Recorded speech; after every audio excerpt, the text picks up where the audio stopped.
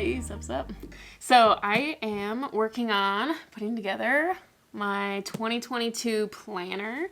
I love planning. I have always loved planning. I mean, there are two parts to my process. One is the dreaming and visioning, which I'm making the dreaming and visioning book, which I'll show you later today. And then the second part of my planning process is kind of like task management. That's like, you've got all these chores and all these tasks and like this yuck. It's like this quicksand. And you can't really get your dreams and visions to life if that stuff's not taken care of. You know what I mean? I see so many people in the day-to-day tasks are just running them. And then how can you make any time for your dreams? How can you do anything that's a quadrant 2 task? So I love planning. It's just become kind of like a weekly ritual that I do for like an hour. And that's just because I love it. I mean, you wouldn't have to do that, but I just love it. So I do that. So I just spend like an hour sitting down, planning out what I want my week to look like. And, you know, the shortest part of it is managing those tasks. But what I really love about it is, you know, how am I moving the needle on my goals this week and using it to think forward. So I'm going to set up my planner for next year. I'm so stoked about this. So it's kind of a hodgepodge of things. So I've got pieces of a happy planner that are the months. And then I have this, what do you call these? This is a bad angle, huh? We have this like extension. What is it called? Yeah, hourly extension. Because as far as I'm aware, they don't make hourly anymore. They just make hourly extensions. So I'm going to go ahead and put this all in here, making my 2022 planner. One thing that I wish a lot of planners had, and I was thinking about making my own, but I realized that I actually don't have enough to add to a planner. The visioning book, there's like more than enough. I've not seen it anywhere, but as far as the planner goes, I don't have enough content. So what I'm going to do is like when you're on your monthly spread, like if you just look at a random month, I'm going to make another box where this notes column is here. I'm going to make an extra box here. And I'm just going to title it like week 1, week 2, week 3, week 4, week 5. Because sometimes something will happen and I'll be like, oh, you know what? Sometime in July, I want to do such and such. But I think of it like in December. So then what I'll do is I'll go to July, and I don't know exactly what day I want to do it. So I don't put it in what day. But if I know what week I want to do it, I'll just put it in what week. And then when I get there, then I can pick the day, like once July rolls around and I actually know what my schedule is like for July.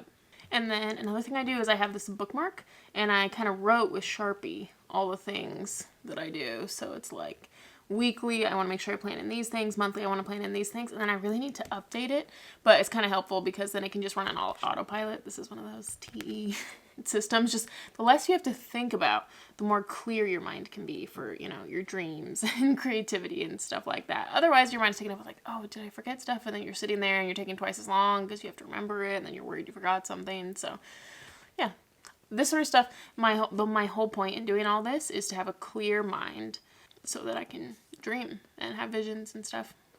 I kind of like to treat myself like I have memory loss. Like as soon as something pops into my head that I'm like, oh, I need to do this tomorrow, I immediately write it down. Just like pretend you have memory loss, get it written down, and then over time your brain starts to trust you, and your brain's like, oh, every time she writes it down, it's going to get done. So I don't need to think about it, and I don't need to remind her 4 times before tomorrow comes. She'll just do it. And so that clears your mind up for creativity.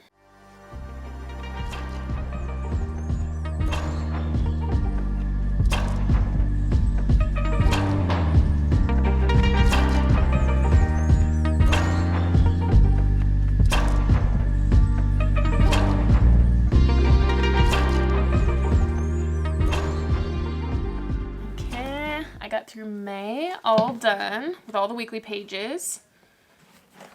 This is what the weekly pages look like. This is how my brain works. So many planners, I don't know why it's like the default where they're just like Monday, Tuesday, Wednesday, Thursday, Friday, Saturday, and they just, I don't know. I need it to look like this. I need like an academic looking planner. I need the numbers in there.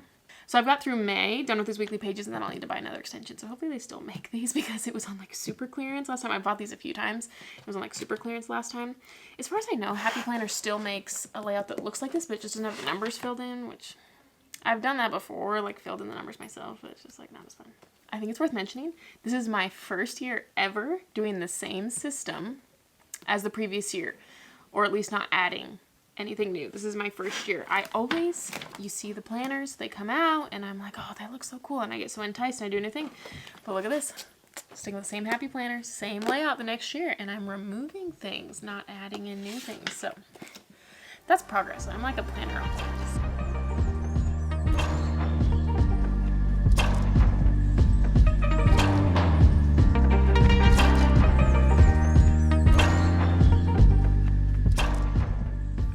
gosh, it has been such a long day. Okay, so one thing that I always do before I go to bed, because I want to have like a calm night's sleep. Like when I go to bed, I want to be relaxed. The day is done. I don't want to be like anxious or have racing thoughts or think about what's coming tomorrow.